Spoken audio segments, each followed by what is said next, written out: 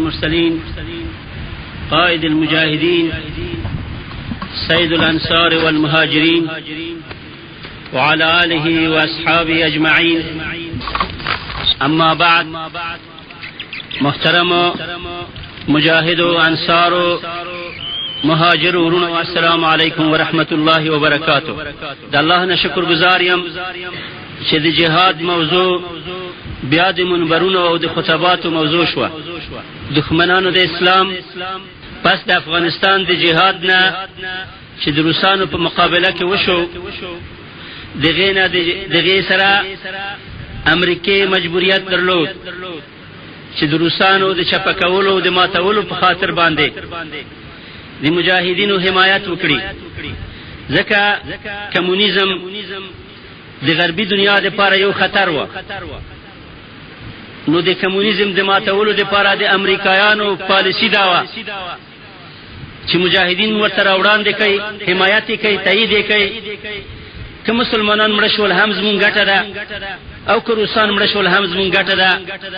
زمونږ پکې تاوان نشته، صرف تاوان دا دی چې د جهاد تایید وکړو، حمایت یو. د امریکایانو کله هم دا تصور نه و چې د روسانو سره به د مجاهدینو جنگ د مجاهدینو په کامیابی تمام شي. د امریکایانو تصور دا و چې مجاهدین به د روسانو په مقابله کې لکه د تناره خاشاک غوندې وسوځي، په دې جنگ کې ختم بشي او روس به په ضعیف شي او ګټه به امریکا واخلي. خو د الله نقشه بدله وه. الله مجاهدینو ته فتح ورکړه په روسانو باندې، او روسان مات شول. مجاهدین من حیث یو قوت، مسلح قوت، د جهادي تصور سره په دنیا کې ارزندام وکړه. د دې خبرې سره امریکایان د یو مشکل سره مخامخ شول چې د جهاد تصور، د جهاد مسلې، د جهاد جذبه عامه شوه. په ټوله دنیا کې مجاهدین پیدا شول. د افغانستان د جهاد سره جهاد دنیا ته نشر شو. مونږ هم په دې پوهېدلو چې معلومه نه ده چې دا جنگ به مونږ وګټو که به ونه ګټو، خو مونږ راځئ چې که مونږ کامیابېږو که نه کامیابېږو جهاد نشر کړو. د جهاد د نشر دپاره مونږ د افغانستان د جهاد پر څنګ کې د دنیا مجاهدینو ته لاس د مدد وړاندې کا، او دغه په نتیجه کې جهاد په فلسطین کې، جهاد په کشمیر کې، جهاد په اریتریا کې، جهاد په فلیپین کې، او بل اخره په ټوله دنیا کې د جهاد جذبه او تکبیرونه پورته شول. امریکایانو کوم شی چې نه غوښتل په هغې کې واقع شول، او هغه د جهاد ثقافت او تصور و چې د کلونو را په دې خوا باندې د جهاد په خلاف باندې تبلیغات شي و چې جهاد د ساحې د درس او د جمعت او د وعظ او د تبلیغ نه ووځي.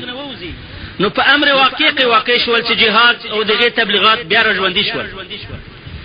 نو امریکایانو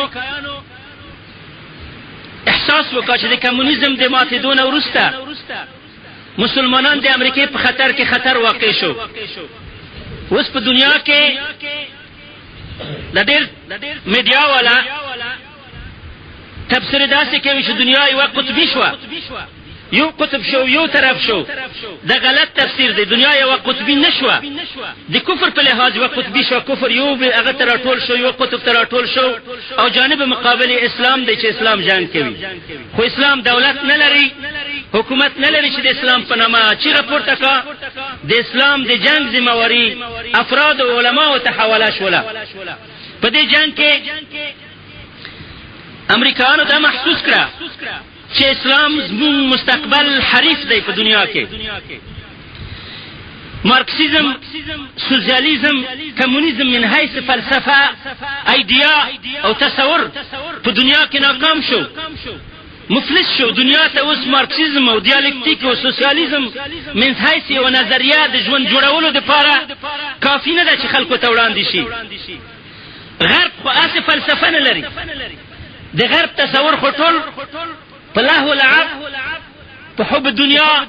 په معاصي، په شراب او په کباب باندې بنا دی. غربیان خو کوم تصور نه لري چې خلکو ته وړاندې کا. مسیحیت من حیث یو دین نظریه نه ده پاتې، تحریف شوی دین دی. غیر دغه غربیان او سیکولرستان د دنیا د خلکو لپاره د اسلامي د نظام د جوړولو لپاره مثبت تصور او ایدیال نه لري چې خلکو ته وړاندې کا. نو د دې په لحاظ باندې اسلام او اسلامي تصور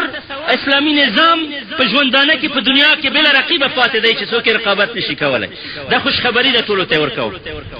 اسلام من حیث سیاسی نظریه، اسلام من حیث نظریه د ژوندانه لپاره د ژوندانه نظام د جوړولو لپاره، اسلام من حیث معیشت لپاره د اقتصادي نظریه په حیث باندې، اسلام من حیث دوا او حل د انسانانو د مشکل لپاره تنها علاج دی په دنیا کې چې هیڅوک نه د غربي دنیا د دې نظام سره په فکری لحاظ سره رقابت کولای شي او نه کمونیزم او سوسیالیزم د اسلام سره رقابت کولای شي. مستقبل د دنیا د اسلام میراث دی او دا دنیا مسلمانانو ته پاتې ده چې مسلمانان دا دنیا په اسلام باندې جوړه کا. دم دې په خاطر غربیانو ټول په اتفاق سره د اسلام په خلاف د جنگ نقشه ونیوله. تاسو دا سوال وکړئ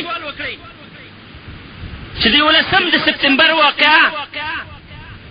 د دې دلیل کېدلی شي په سیاسي لحاظ سره چې په یو غریب ملک باندې د 15 ملکونه راټول شي. د 11 د سپتمبر واقعه یو انفجار و چې په نیویارک کې وشو. کوم خلک چې په دې انفجار کې شریک وو هغه ټول د امریکا نېشنلټي درلودلې. په امریکا کې د غیر رزیدنشپ جوړ و، په امریکا کې اوسېدل، تعلیم په امریکا کې کړی و، اسلحه په امریکا کې پیدا کړی و، د پیلوټۍ ټریننګ په امریکا کې دوی کورسونه اخیستي وو،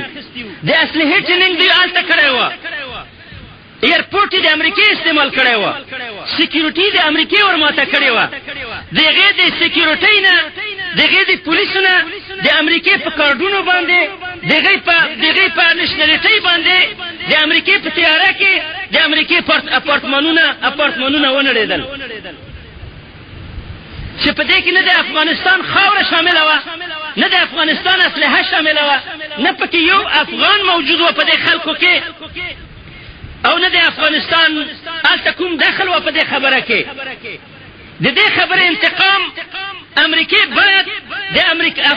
امریکې د سکیورټۍ نه اخیستی وه چې تاسو ولې سکیورټي ناکامه وه چې د تیاره درځنې پورته شوه. د دې انتقام باید د اف بی آی او د سی آی ای نه اخیستل شوی وای چې ولې تاسو نه د خلک تېر شول د تاسو په خیر باندې. د دې انتقام باید د امریکې د ایرلاینونو نه اخیستل شوی وای چې دوی ولې سکیورټي ناکامه وه، د امریکې په تیاره باندې د امریکې برج ونړېدله. د افغانستان مظلوم پکې څه ګناه وه چې په دې جرم په واسطه باندې امریکې افغانستان ته اعلان د جنګ کوي او بیا یو ملک هم نه دنیا 15 ملکونه راټولېږي د امریکې د جنګ دپاره. هغه نښې ده کې رښتیا وي چې په افغانستان کې اسامه دی. ملا عمر ورته وویل چې راشي اسامه زه اسلامي محکمې ته وړاندې کوم، هر څوک چې په دعوا لري په افغانستان کې د محاکمه قاضي د حقوق ته ورکوم، خو مسلمان کافر ته نه سپارم. د ملا عمر او د طالبانو په دې قضیه کې که جرم وي خو همدغه جرم یې دی چې اسامه یې امریکې ته نه دی سپارلی. نور خو په واقعه کې زمونږ دخل نه دی که نه. دغه کوم کور چې مونږ یو اسامه نه دی امریکې ته ور ونه سپارله. امریکې 200 کسان بندیان په ګوانتانامو کې د ټولو دنیا د ملکونو بندیان په ګوانتانامو کې په غیر قانوني او غیر دستوري شکل باندې په غیر آئینی شکل باندې د 8 کاله په جیل کې وساتل او هیڅ دنیا ملک ته ونه ساتله. چې امریکا د 200 کسانو د ساتلو په جیل کې حق لري او هیڅ دنیا ته نه ورسپاري. آیا موږ د حق نه درلود چې اسامه په افغانستان کې وساتو؟ خبر ده نه وه. دا دومره لوی جرم نه وه چې دنیا ټول 15 ملکونه د افغانستان د جنگ دپاره د اسامه په خاطر تیار شي. خبر دا وه چې افغانستان د جهاد د کامیابی مرکز ګرځېدلی وه. هلته مجاهدین کامیاب شوي وو او د مجاهدینو په ځای باندې طالبانو هلته اسلامي امارت جوړ کړی وه چې په هغې کې د امریکې خواهشات او آرډرونه فرمایشات نه منل کېدل. کله چې هلته ملا عمر د امریکې خواهشات ونه منل، امریکې په افغانستان باندې اعلان د جنګ وکړ. د دې جنګ نه مطلب دا وه چې هغه ډله چې د اسلامي نظام جوړولو تصور لري هغه ډله چې دا تصور لري چې اسلام تر شا باید خپله توره ولاړوي،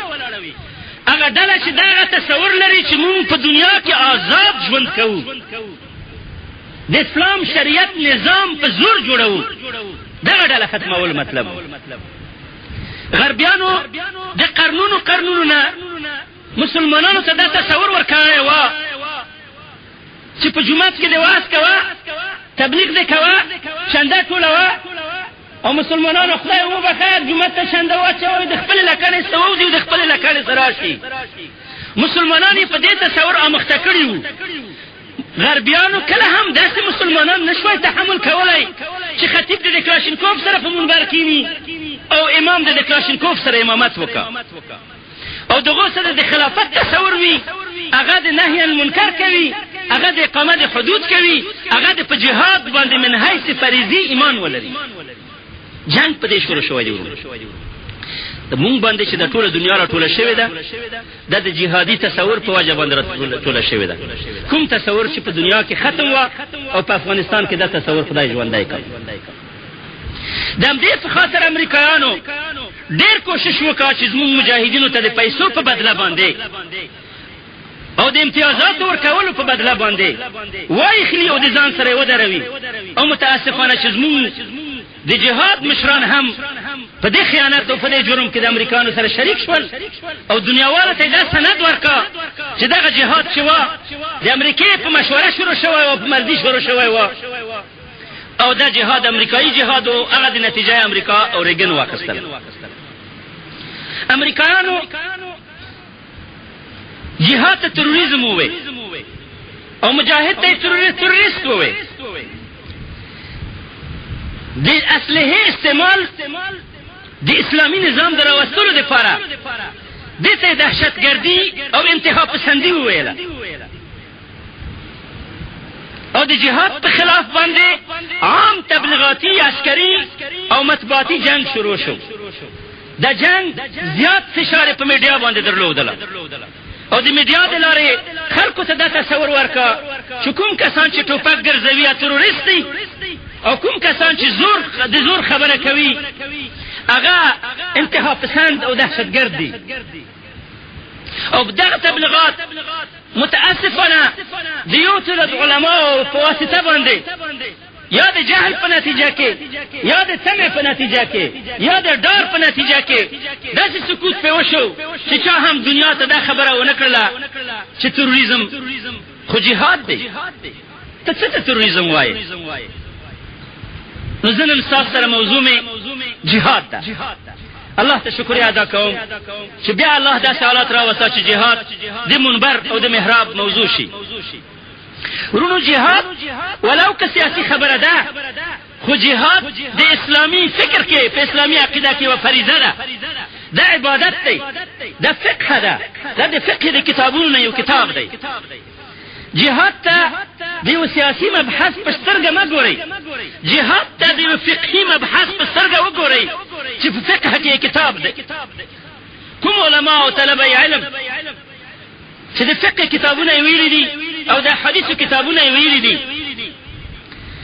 دوی ته دا خبره تاسو پوښتنه ترنه وکئ چې لکه څنګه چې په فقه کې کتاب طهارت دی، کتاب صلات دی، کتاب حج دی، کتاب زکات دی، کتاب صوم دی، کتاب نکاح دی، آیا کتاب جهاد د فقه په کتابونو کې مستقل باب او عنوان او فصل دی که نه دی؟ ما شرایطو درس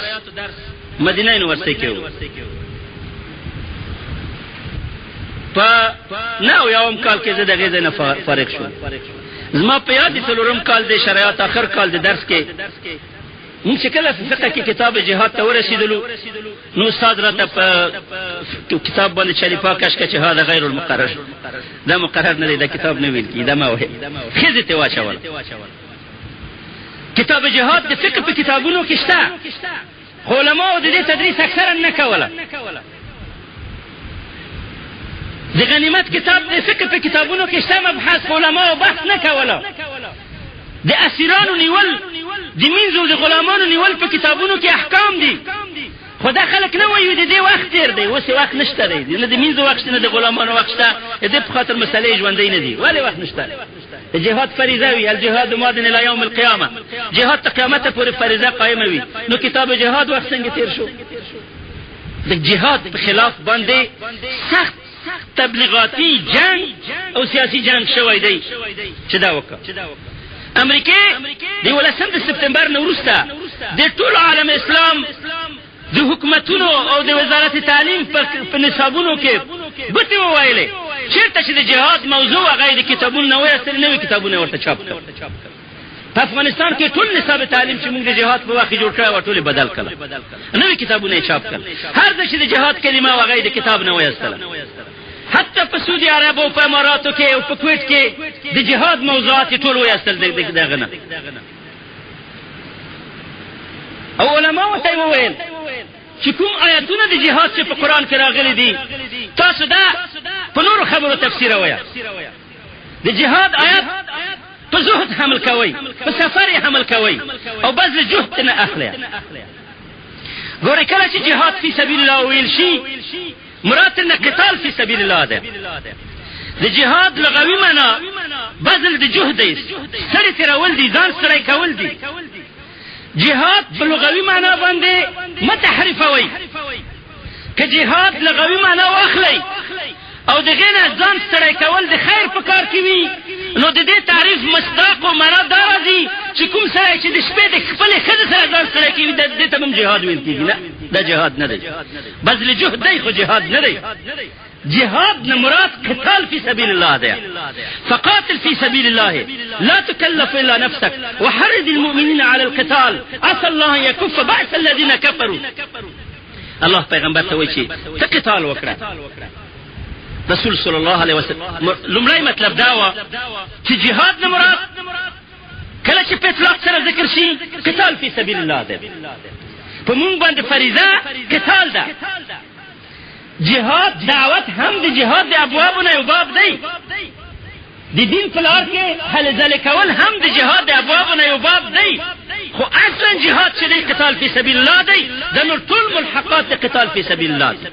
نو الجهاد که تعریفوي څه شی دی الجهاد قتال فی سبیل الله وما هو فی خدمة القتال جهاد قتال د الله په لار کې جنگ کول دي او هغه کارونه چې په خدمت د قتال کې دي په لار د قتال کې دي نو د دې په خاطر باندې قتال فی سبیل الله فریضه ده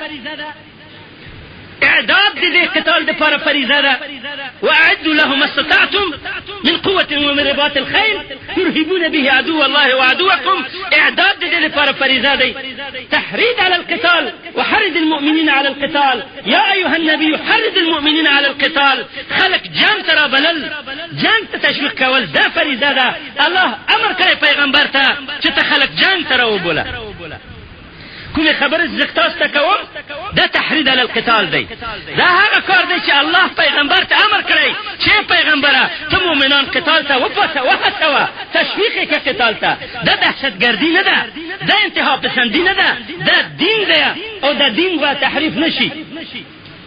جهاد دوه حالت لري یا به جهاد فرض عین وي یا به جهاد فرض کفایي وي کله چې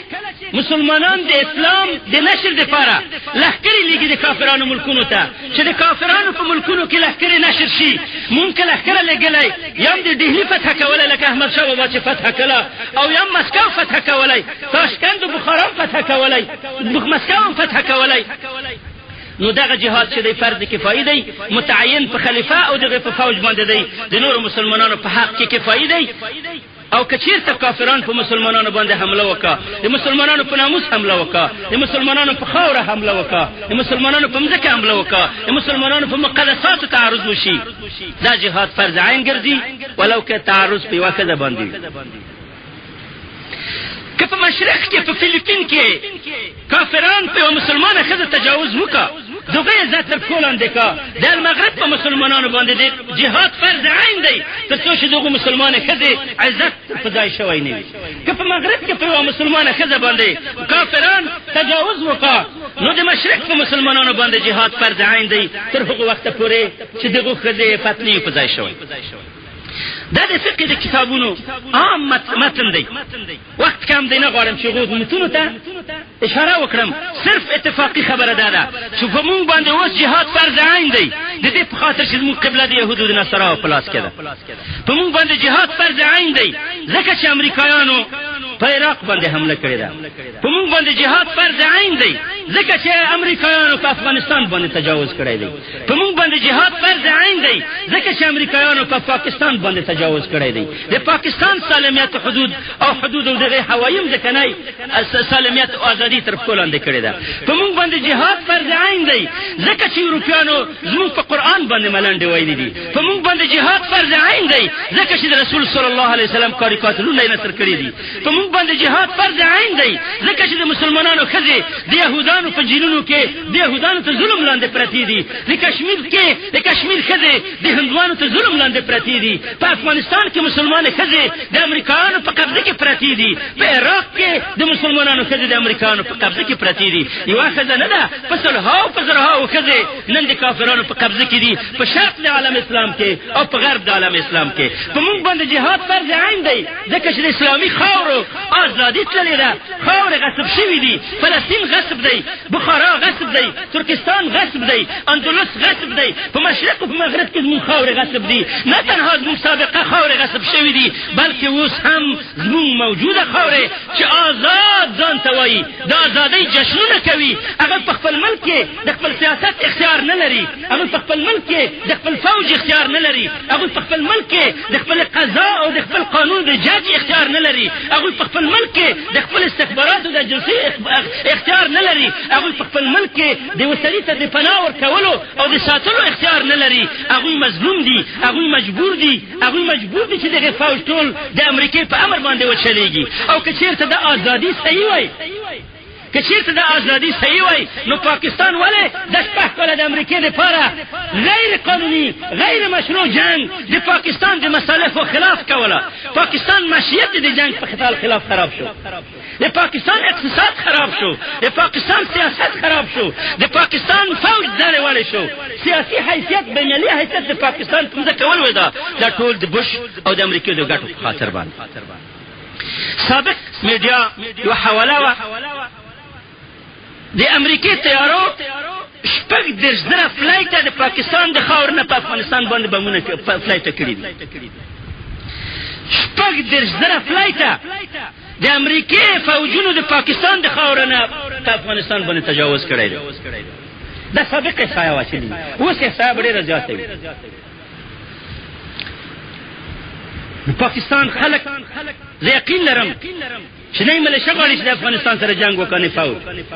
نه سیاسي پارټۍ د غواړي چې د افغانستان سره په جنگ کې وي او نه عوام غواړي چې د افغانستان سره په جنگ کې وي دا د پاکستان ایرپورټونه او بیسونه ولې د امریکای د تیارو لپاره دا ټول هوایي اډې وګرځېدل چې ستاسو د ایرپورټونو نه په موږ باندې بمونه ولوېدل کاش کې به طرفه خو پاتې وای کنه چې نه ستاسو سره هم نه دیګه سره خو ستاسو د ایرپورټ نه په ما باندې بم لګي د امریکای اوس ټول راشن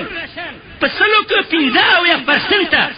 ټول فوجي عسکري او غیر عسکري نظامی او غیر نظامی ضرورت یې ټول د پاکستان د کراچۍ د لار نه په تورخم باندې راځي او الته په موږ باندې بمونه چول کیږي ټول بمونه چې د افغانانو کور نړنګوي ټول بمونه چې موږ جمعتونه ورانوي ټول بمونه چې موږ مظلومان وژني دا بمونه ستاسو په خاوره تیریږي دې بمونو او د ټرکونو او د ټیلرو سکیورټي تاسو تللی ده چې د پاکستان قبایل یې که افریدای که فوجي که ملیشای د دې امریکایانو د کانوایو سکیورټي تاسو تللی ده ستاسو په خاوره باندې درازي ما په سر باندې بمونه لګوي او عجیب ده ما په بیان کې ولوستل په میډیا کې چې ټول تیارې فلایټونه چې امریکا د پاکستان د خاور نه کړی دي هغه تل د پاکستان شولې دي او امریکا د دې تیلو بیا بیرته پاکستان ته نه ورکړي د تیل هم مفت وړي دي وچای و تجزیه لیکلې و په اخبار کې چې امریکا د خپل دغه کانټینرو چې د پاکستان په خاور باندې تیریږي د دې ټاکس پاکستان ته ورکا د دې ټاکس پیسې د پاکستان امریکا د ټولو کومکونو چې مشرف ته ورکړي ټول زیاتې کیږي دا ټول مال په پاکستان باندې به ټاکس تیریږي عجیبه دا ده چې افغانستان ته رضو شوی چې افغانستان ته وړه نه پرېږدو باجوړ ته تللی وم هلته پټک اچولو ما د چې شو پټک دی افغانستان ته وړه نه پرېږدو ما ولې وړه نه ورته پرېږدی د امریکانو ته ورځي ما عجیبه دا ده چې امریکانو ته خو تاسو وسله او بمونه په تورخم باندې ور پرېږدئ دا وړه ولې ته بندوئ وړه پې بندوئ او بمونه ورته خوشي کوئ وسلې ورته خوشي کوئ دا وړه امریکانو ته ورځي د دې لېږل ناروا دي او هلته چې امریکانو ته ټول راشن او ټول شی ورځي او ستاسو په خاوره ورځي ټکس یې نه ترې اخلئ دومره خو معامله وکړئ چې افغانانو ته د وړه بې ټکسه ورکړه خیر که امریکانو ته وسله بې ټکسه لګوي هغه موږ ته خو وړه بې ټکسه راکړئ موږ ته څه چې صوبه سرحد ته هم نه ورکوي بې ټکسه خو امریکانو ټول راشن بې ټکسه تېرېږي دا ټول راشن بې ټکسه تېرېږي تاسو ودرېږئ چې څومره ګاډي دي څومره کانټینر دي او څومره مال دي او د دې ټکس څومره روپۍ کېږي یو چا د تجزیه لیکلې وه که دا ټکس پاکستان ته اخیستی وای پاکستان دې ته محتاج نه وه چې د امریکې نه کومک وغواړي ولې به د پاکستان اقتصاد نه خرابېږي د امریکې شی بې ټکسه دي تیل د پاکستان اچوي فوج د پاکستان مړ کېږي ملیشه د پاکستان مړه کېږي وینې د پاکستان تویېږي طالب پکې د مجاهدو نه مړ کېږي او ګټه یې امریکا اخلي واه واه زنده باد پاکستان جشن ازادي مبارک دغه ازادي ده جشن ازادي مبارک او چې ورته ووایې چې ولې دا کار کوې په دې کې خو پاکستان تاسو تباه کوئ افغانستان خو تباه کړه خرڅ هم کړه د پاکستان ولې تباه کوئ دا خو د اسلام کور دی موږ خو په دې هم زړه سوځي دا خو زموږ د هجرت کور دی زما 15 کاله په دې وطن کې شوي دي مړي هم دلته ښخ شوي دي که تاسو هر څه راته غیر ملکي ووایئ د دې خاورې دفاع په ما باندې فرض ده که په پاکستان باندې هندوان حمله وکړه د هندوانو په خلاف جنگ په مهاجرو باندې فرض عین دی که نه دی اسلام یې پې فرض وي سیاست نه چې د پاکستان د دفاع جنگ په ما باندې فرض عین وي ته نن څنګه ما ته په پاکستان کې غیر ملکي وایې د خاورې د دفاع جنگ په ما فرض عین دی چې ویې نه کوم دوزخ ته پې ځمه او ته راته پکې غیر ملکي وایې مصطلحات انګریزانو راته جوړ کړي دا ټول اصطلاحات چې دي دا ټرمینالوژي چې موږ ته پاتې ده دا د انګریز ټرمینالوژي ده ازادۍ ډیفینیشن تعریف د حدودو تعریف د وطن تعریف د نشنالیتۍ تعریف دا تعریفات موږ ته انګریزانو جوړ کړي دي او زموږ ذهن تر اوسه پورې داسې جوړ دی لکه انګریزان چې غواړي که چا ته وایي چې وطن د څه شی دی وایي وطن مې پاکستان دی داسې نه وایي چې د اسلام خاوره زما وطن ده که چا ته وایي چې حدود د کوم دي بورډرې وایي بورډره مې تورخم او هغه واګل بورډر دی داسې نه وایي چې د اسلام خاوره مې بورډر دی د اسلام بورډر زما بورډر اسلامي تصور را ژوندي کېدل غواړي دغه کوم ذهني کار چې دی اسلام په خلاف شوی دی تر څو چې موږ خلکو ته اسلامي تصور ورکړو دا کار غواړي دا دعوت غواړي ما پرون هم چاته دا خبره وکړه چې زموږ د پښتنو سرحد اټک نه دی موږ د پښتو دعوت نه چلوو موږ د اسلام دعوت چلوو د اسلام سرحد د اسلام خاوره ده پښتو څه شی لري چې موږ دغه دعوت وچلوو پښتو کوم ثقافت لري چې اسلام ته لري کې چې وچلوو پس د پښتنو د اسلام واخله غیر د رحمان بابا د دیوان څه اشعار او د خوشحال خان بابا د دیوان څه اشعار نور او څو متنونه او څه جاهلي رواج چې په موږ کې پاتې دي نور پښتانه څه شی لري په دې باندې کوم تمدن او سیویلایزیشن جوړېدلی شي په دې کې د اسلامي نظام دپاره د ټولنې دپاره کوم تصور شته دا ژبه چې روس خپل الفاظ جوړوي تر پوزه د دې الفاظ جوړ نه دي ده هر څه چې دا دعوت چلوي دا دعوت ناقص دعوت دی موږ پښتانه یو خپله ژبه راته ښه ښکارېږي خپل قوم راته ښه ښکارېږي د خپل قوم سره د خپلې ژبې سره مینه لرو خو داسې ظالمان نه یو چې خپل ټټو د بل آس سره برابر کړو تاسو د پښتو د ژبې نه د پښتو حروف وباسئ عربي حروف ته وباسئ پښتو ژبه نه ده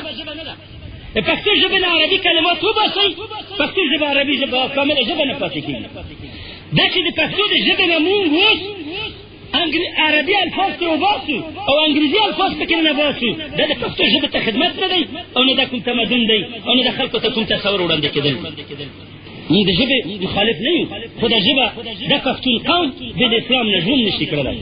د پښتون قوم به د اسلام نه غیرت نه غواړي. د پښتون قوم که ژوندی دی په اسلام دی او که مړ دی په اسلام دی. د پښتون په دنیا کې په تاریخ کې هېڅ شی نه لري غیر له دې نه چې د اسلام دپاره یې غذاوې کړي دي.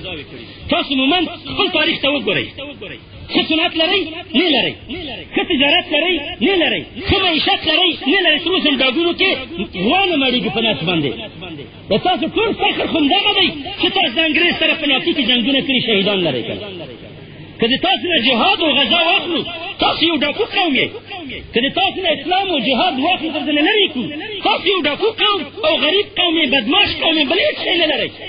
هغه خلک چې د پښتنو نه اسلامي معاشرت، اسلامي تهذیب، اسلامي جهاد او اسلامي تصور اخلي، هغه په حقیقت کې د پښتون قوم سره دښمني کوي. موږ پښتون واله غواړو خو د اسلام پر سیوره کې. موږ پښتو ژبه غواړو چې خدمت ورته وشي خو د دین سره یو ځای. موږ پښتون قوم لوړتیا غواړو خو د دیندارۍ او د عفت په مقابل کې.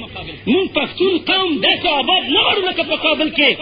چې د ښځو عفت په امریکایانو خرڅ کړو او په مقابل کې هلته موږ بنګلې پیدا کړو. دا پیشرفت تمدن نه دی. ما ته وخت نه ښکاري. څومره وخت نو جهاد فریضه ده. اعداد د جهاد فریضه ده.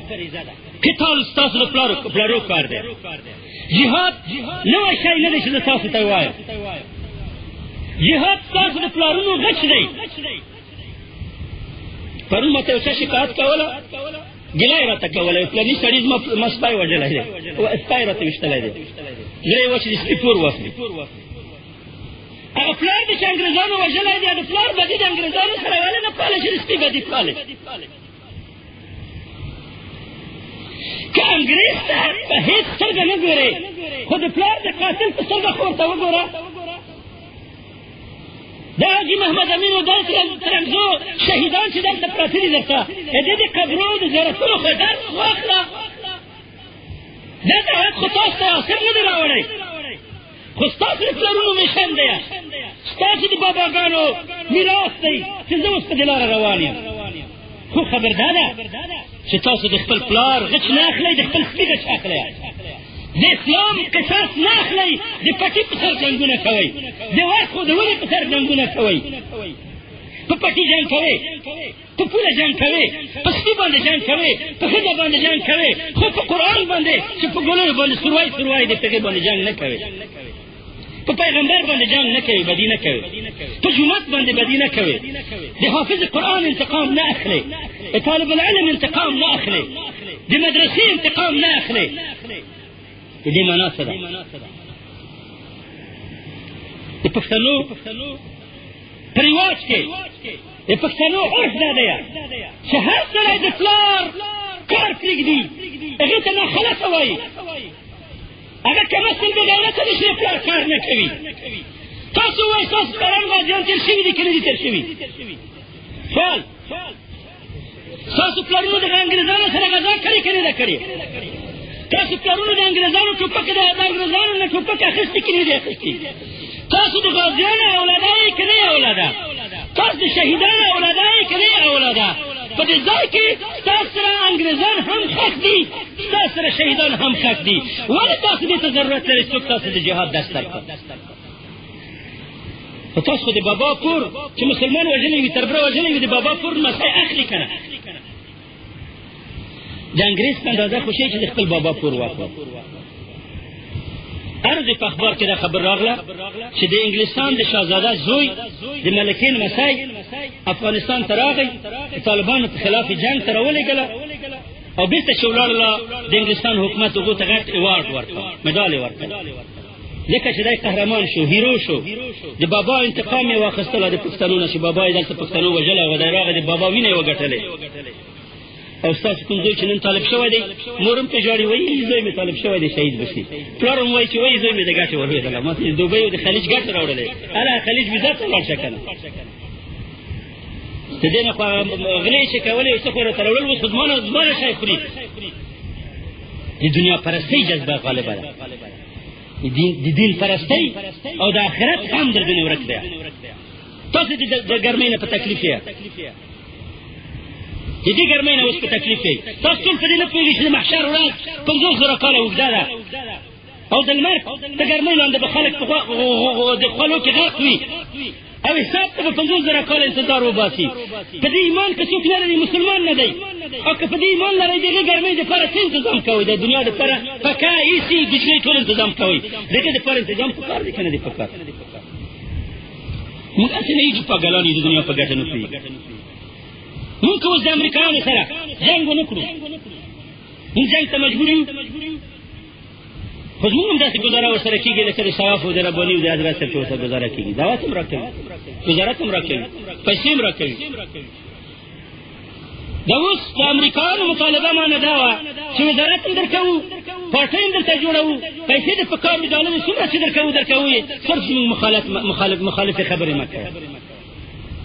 که زه دا شرط ورسره ومنم،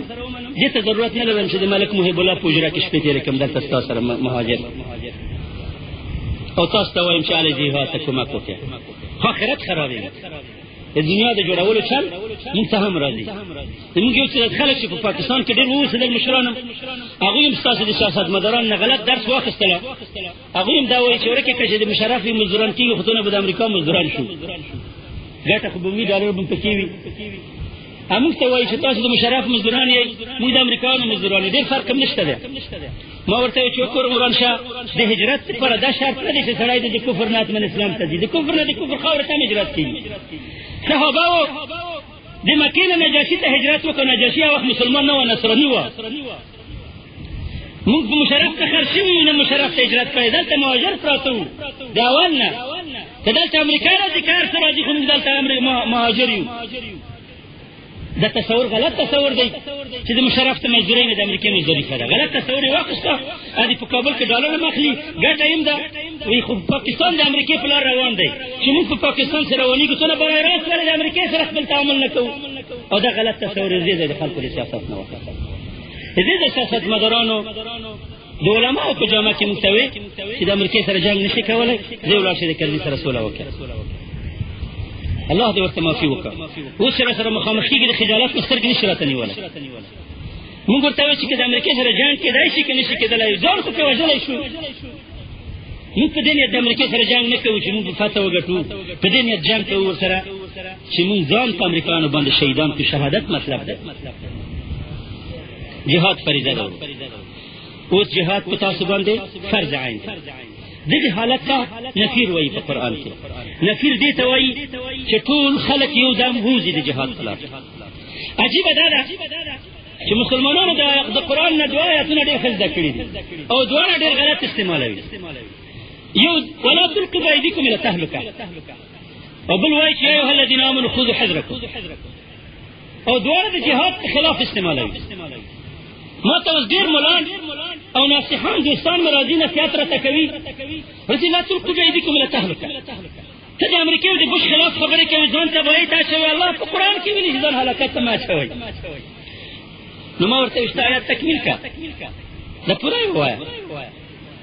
قرآن وایي چې وانفقوا فی سبیل الله ولا تلقوا بأيديكم إلى التهلكة. د جهاد په لاره کې مال خرڅ کړه او ځان په ترک د انفاق فی سبیل الله باندې په تهلکه کې مه اچوئ. آیت نازل شو په انصارو په حق کې. انصارو د مدینې باغونه درلودل، کله چې جهاد وکړه د خرما ونې وچې شولې، نو نیت یې وکړه چې راځئ جهاد هم ډېر وکړه، اوس به له څو موده په خپلو باغونو خرماګانو کې تېر کړو چې د باغونو وچ نه شي. نو الله دا آیت ورسره نازل کړه چې وانفقوا فی سبیل الله، مال مصرفوئ د الله په لاس کې، باغونه د الله په لار کې خرچه کوئ. ولا تلقوا بأيديكم إلى التهلكة، دغه نیت چې تاسو کړئ چې اوس جهاد پرېږدئ، خپلو باغونو زمینداریو ته راځئ، دا تهلکه او هلاکت دی، نو دا کار مه کوئ. آیت راغلی په تحرید علی القتال کې راغلی دی، او استعمالوي په نهي عن الجهاد کې استعمالوي. تحریف کوي، د قرآن تحریف کوي. دا نیمشا ملان نه دي چې لږ لږ آیتونه یې زاوي او دغسې قصې آیات په غیر خپل محل کې استعمالوي. او بل آیت وایي یا ایها الذین آمنوا خذوا حذرکم، الله ویلي چې تاسو خپل احتیاط وکړئ.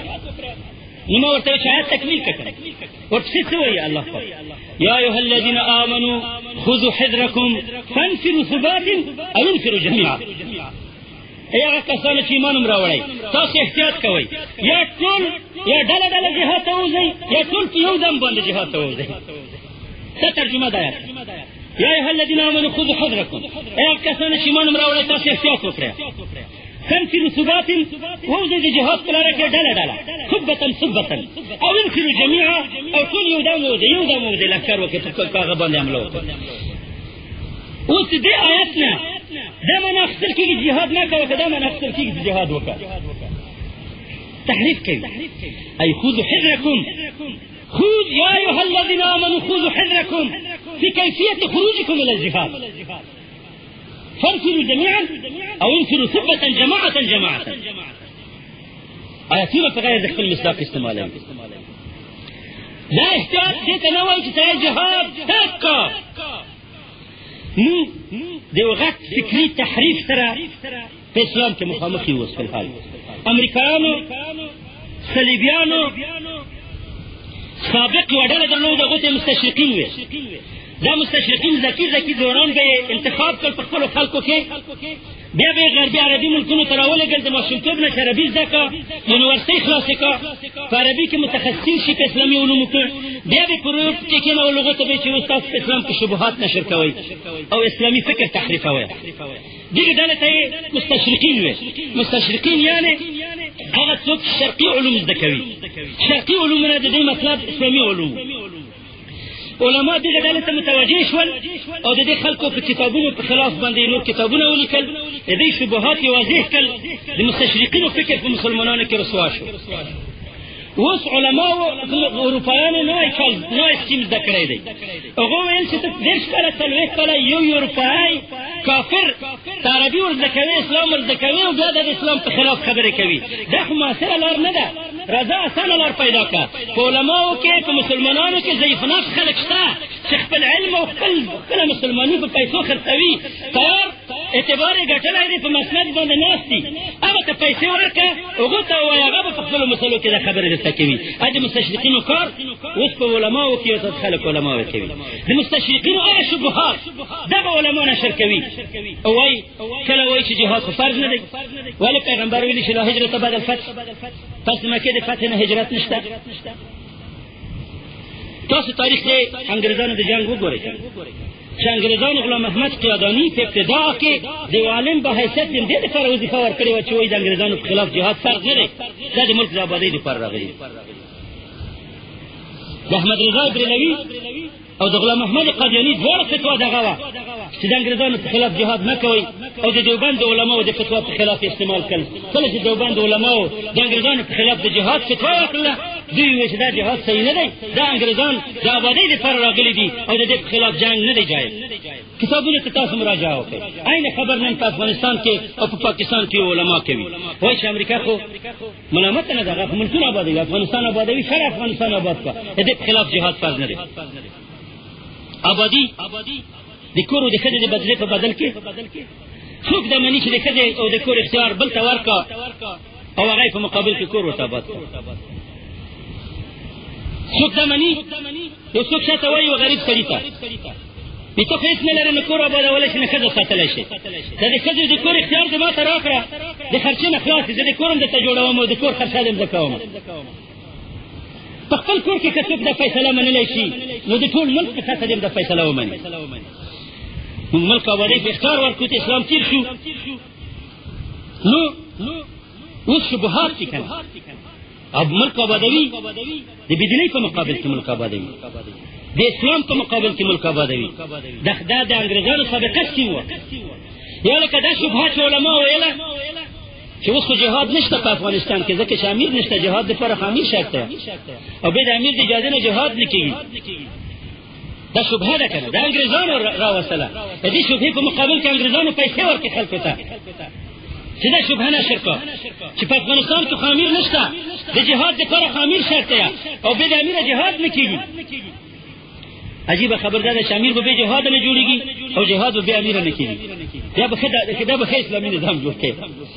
دا دور تسلسل چې شي، امیر خو بې جهاده نه پیدا کېږي او جهاد هم بې امیره نه کېږي. د قیامت ورځې پورې بیا ته د جهاد دپاره دروازه کلاو کړه، دغسې شبهې جوړوي. دا د مستشرقینو شبهې دي چې اسلام ته ختموي. رسول صلی الله علیه وسلم چې دعوت شروع کړه، مدینې ته راغی، جهاد اعلان کړه. دا خو پاچا نه و، دا خو د مجاهدینو امیر و، دا په فتوا باندې جهاد صحیح و، خو د هر مجاهد په فتوا باندې صحیح دی. او که وایي چې هغه پیغمبر و، د حضرت حسین رضی الله عنه قیام د یزید په مقابل کې د اهل سنت جماعت عقیده ده چې د حسین قیام په کربلا کې د یزید په مقابل کې قیام د حق په ضد ظلم دی. یزید تلعنو تانم نه وایو، تکفیروي هم نه، خو په دې جنګ کې حضرت حسین او د کربلا شهیدان په حق وو او دا قیام د حق وو. در حاله کې چې امیر یزید وکړ، امیر موجود و، خلیفه یزید و، نو ته به دوی خبرې کوې، یا به دا وایې چې حضرت حسین باغي و ځکه به د خلیفه د امر نه جهاد کوله، او یا به دا وایې چې حسین په حق و. که په حسین په حق و نو د امیر د امر نه د مجاهدینو د ډلې څو قومندانان د جهاد د ظلم او د کفر په خلاف کېدلی شي، او که دا نشي کېدلی دا نو فیصله وکړه چې یزید باغي و. بله دا خبر صحیح ده، امارت کله ختم دی په افغانستان؟ امیر المؤمنین خو استعفا نه ده ورکړې، امیر المؤمنین خو امریکانو ته نه دی تسلیم شوی، مړ هم نه دی، ژوندی دی، خو ټوله دنیا پرې راوکوچېدله، کابل یې ورته پرېښود، په بورچا کې کېناسته، پټ دی او لښکرې روانې دي، جنګ کوي او رقبه لري، ساحه لري، سلطه لري. نو دې امیر ته ته امیر نه وایې، او څوک چې امریکایان هلته مقرروي لکه کرزی غوندې هغو ته امیر وایې، او دې امیر ته چې د تورې په زور باندې امیر دی، دې ته امیر نه وایې. دغه امیر چې تا تر پرونه امیر المؤمنین بلله، دا چا عزل کړه؟ امریکایانو عزل کړه. او د امریکایانو په فیصله باندې امیر المؤمنین عزل کېدلی شي؟ نو چې نشي کېدلی د کرزي بیعت چې امریکایانو راوسته ملک یې ونیوله، د هغې بیعت شرعي دی؟ نو چې نه دی زه به د کوم امیر تابع ومه؟ د چا امریت را باندې لازموي؟ د کرزي امریت را باندې لازموي، که د بش امریت را باندې لازموي، او که د مشرف چې د بش دپاره جنګ کې امریت را باندې لازموي؟ خامخا د دې فیصله دا ده چې زه به د امیر المؤمنین ته بیعت باندې وم. امیر ژوندی دی، امارت هم قایم دی، لښکر هم شته، خاوره لرو، رقبه لرو، لښکر لرو، او جنګ دی. کله به موږ غلبوي، کله به دوی غلبوي، کله به دوی مخکې کېږي، کله به موږ مخکې کېږو، کله به دوی موږ د کابل راځغلوي، دې خواته به راځو، کله به دوی کابل نه ځګلي بلې خواته به راتښتي. تاسو په دې پاکستان کې ولیدل چې وخت مجاهد درته راغلي وو، مهاجر وو، بیا وروسته کمونستان درته راوتښتېدل، مهاجر شول. دا حالات خو تاسو ولیدل که نه؟ دا وروسته دا ډېره بعیده نه ده چې دا طالبان چې نن تاسو ورته بې وطنه وایئ، ترورستان وایئ، دا طالبان به بېرته هلته بیا په تورخم درته ولاړ وي، بورډرو به درته ولاړ وي، کابل به په لاس کې وي، او کرزی او د هغې ملګري به بدل ته تاسو ته مهاجر ستاسو په کوڅو کې به ګرځي. نو امیر موجود دی، او دا جهاد شرعي جهاد دی، د دې صف موجود دی، د دې لښکر موجود دی، د دې فتوا موجوده ده، د امارت لغم شوی نه دی، دا د منځه تللی نه دی، او امیر قایم الحال دی، ښودی نه شو. ځکه شرشته یې وښیو لکه ما غوندې چالاني وم، خو داسې په نظرو په جرونو باندې به دورې وهي که نه، چې ځان ښکاره کړه که نه. تاسو را وښیئ یو ځای په دنیا کې چې دلته د پناه ځای شته چې موږ خپل امیر ظاهر کړو، او که دلته په دنیا کې د ظاهرېدو مقام نه وي، بیا نو ولې دا خبرې کوئ چې امیر غایب دی، د غایب امیر بیعت څنګه دی؟ خو د شیعګانو نه خبرت واخلئ، د شیعګانو امیر د سرداب څخه امیر وایي، خو دلته هم د امیر سرداب په سترګه وګورئ، د امام غایب په سترګه خو ورته وګورئ چې راځي په آخره زمانه کې. خدای دې د امام غایب یا د شیعګانو امام غایب، دا د مسلمانانو امام غایب، هغه هم پیغامونه لیږي خپل ولي الله ته، او دا هم خپل قایم مقام ته پیغامونه را لیږي. نو دا ټولې شبهې دي د اسلام په ضد باندې، د جهاد په ضد باندې چې قایموي. مونږ مظلوم یو، مونږ ملک وران شوی، شپېته ملکونه را باندې تجاوز کړی. جهاد فرض عین دی، په تاسو باندې هم فرض عین دی، په موږ باندې هم فرض عین دی. که څوک یې په ځان فرض بولي، خو پې فرض دی، که نه په فرض نه پې فرضېږي، که نه په ځان فرضېږي، خو نه پې فرضېږي. خو چا چاته ویلي وي بیا اوداسه لمونځ نه کېږي، نو ما خو وشو. نو څوک چې بیا اوداسه لمانځنه کوي، د کېږي که نه؟ چې ما چاته وویل چې تاسو دا ترخم لاین دی دلته اوخته د ترخم نوخته، د ترخم نوخته لمونځ هم فرض دی، دې خواته هم فرض دی، هلته روژه فرض ده، دې خواته هم فرض ده، هلته حج فرض دی، دلته هم حج فرض دی، ټول احکام هلته فرض ده. د یو جهاد څنګه د ترخم په بورډر باندې بدلېږي چې هلته فرض وي، دلته نه فرضېږي؟ ګوره دا خو د فقیه او د مفتي علم ته ضرورت نه لري. تاسو په خپله پوښتنه وکړه چې دا د ترخم د دروازې نه وخته شو جهاد فرض دی، او دا د ترخم د دروازې نه چې دې خواته شو بیا فرض نه دی، او لمونځ هلته هم فرض دی او دلته هم فرض دی. خو داسې امیر په کار دی لکه ابوبکر چې قسم په خدای چې څوک چې د صلات او د زکات په منځ کې فرق کوي، توره به په خلاف استعمالوم. داسې امیر ضرورت دی چې اوس ووایي چې قسم په خدای چې څوک چې د لمانځه او د جهاد په منځ کې فرق کوي توره به په سر باندې ورکېږدم دا څوک شته نه که نه چې د جهاد کې تروریزم ویل کېږي تاسو ته بل څه وایم جهاد کې تروریزم نشته مولانا هم دا خبره وکړي چې تروریزم نشته پکې کعب ابن اشرف په مدینه کې اوسېدلی د یهودانو مشر و رسول صلی الله علیه وسلم صحابه ته په جومات کې وویل چې د کعب سر به څوک ماته راوړي و صحابي ورته ویل زه درته راوړم یا رسول الله ورغی شپې ماښام یې دروازه ور وټکوله ښځې ورته ویل چې څوک دی چې فلانی د غواړي ښځې ورته ویل چې سړی ما وروځه د ما په پوزو باندې د وینو بوی راځي وینه دا زما ډېر ملګری دی دا خو اعتباري سړی دی خبر نه و چې ته پیغمبر وظیفه ورکړې ده چې ورو وتله غواړی چې ورکړې څه خاطر دی ویلي ته د سر رانږدې کړه چې بوی کړمه سړی ورته واخېستې د شان یې حلال کړه سر یې ونیو په تخر کې راوړ جومات ته پیغمبر ته راوړ دا د کعب ابن اشرف سر که دا تروریزم وي خو دا پیغمبر کړی دی په مسجد نبوي کې شوی دی په مدینه کې شوی دی صحابي دا کار کړی دی او که دا تروریزم نه وي نو چې ډېره سخت تروریزم راوښیه چې کوم دی بل تروریزم کوم دی ابي رافع ته د یهودانو مشر ته په خیبر کې صحابي ورغی په دروازه ور دیوال ور ووښته او په خنجر یې وویله چې ویې ویله وتله ته شک ورغی چې اوس به بیا دا مړ وي که به مړ نه وي چې امتحان یې که ژوندی دی که مړ دی غږ یې خپل د ښځې غږ کړه ورته ویې چې ویې ویلې که چې دښمنانو وي چې خوږې کړم زخمي کړم بیا که راته وشو بیا یې وویله چې دی ختم شوی ښه یې چې ختم کړه دیوالونه یې خیز واچوله ښه یې ماته شوله پیغمبر ته راغی ښه یې دم کړه ډوته یې د پیغمبر په لاړو باندې جوړ شو و چاته په کور وراوښتل په خپل کور کې هغه خنجر سروه سروي کول او بېرته پیغمبر ته راپور راوړل دا جهاد دی که تروریزم که د دې ته تروریزم ووایې خو د ایمان نه خلاص شوې او که دې ته د جهاد ووایې نو زمونږ بل تروریزم کوم دی تاسو راوښیئ چې غیر د دې نه زمونږ کوم تروریزم دی چې مونږ کړی دی الله پاک په قرآن کې وایي چې فقاتلوا ائمة الكفر انهم لا ایمان لهم فانهم لا ایمانهم لعلهم ينتهون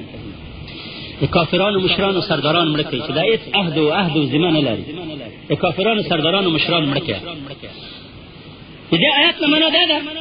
چې بوش مردار کوي پوتین مردار کوي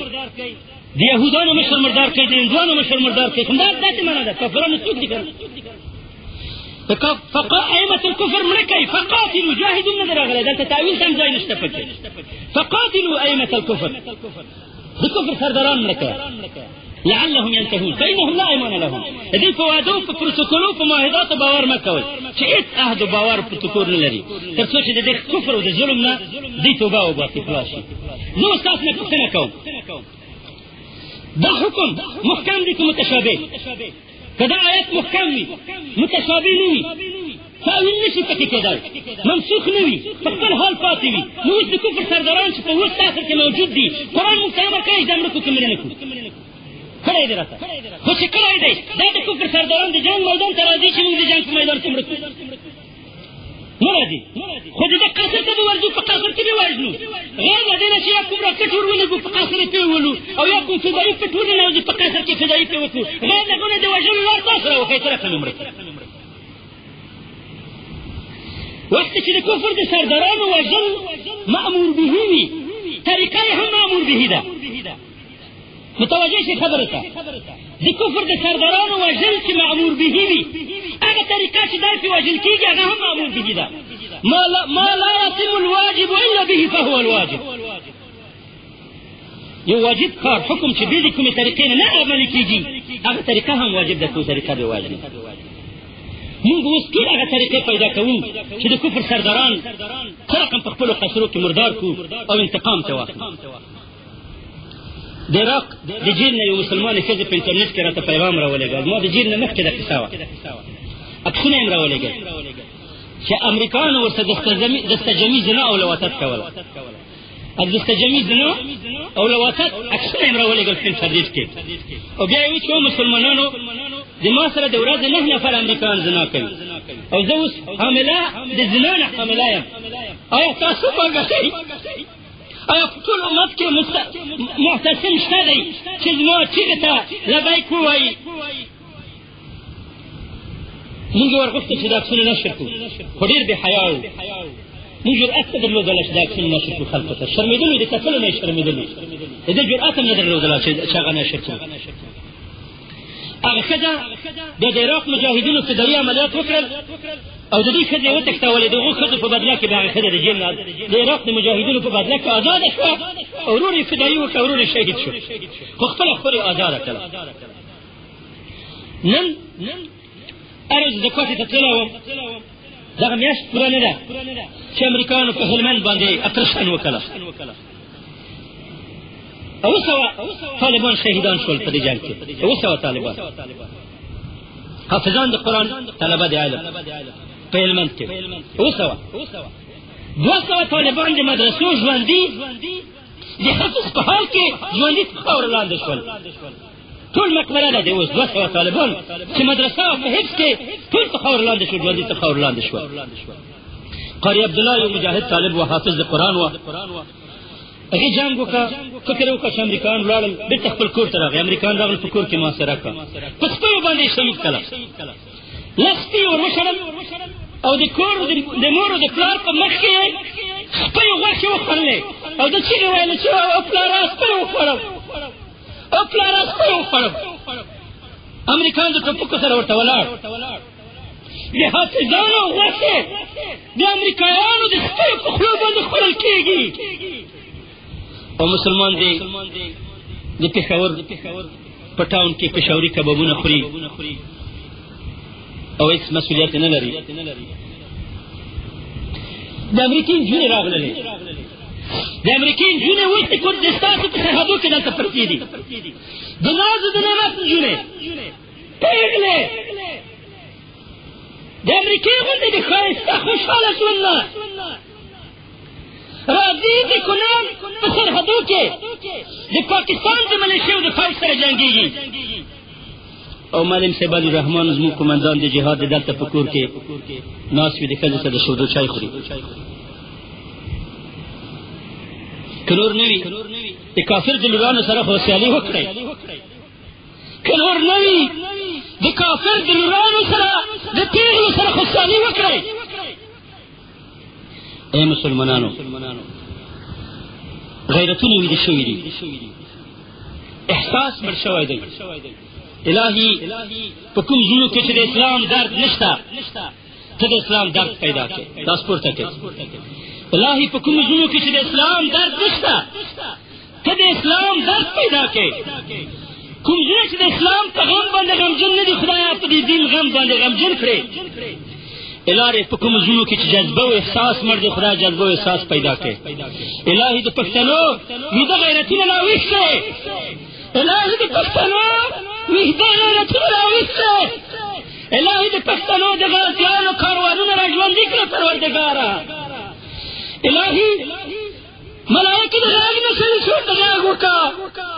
او شهیدان د قبرونو غږ نه راځي چې ورته غږ وکړه چې د مسلمانانو کې جذبه را ژوندی کړي احساس را ژوندی شي. د پیغمبر کاریکاتور نشر شو او موږ ته غیرت نه کوو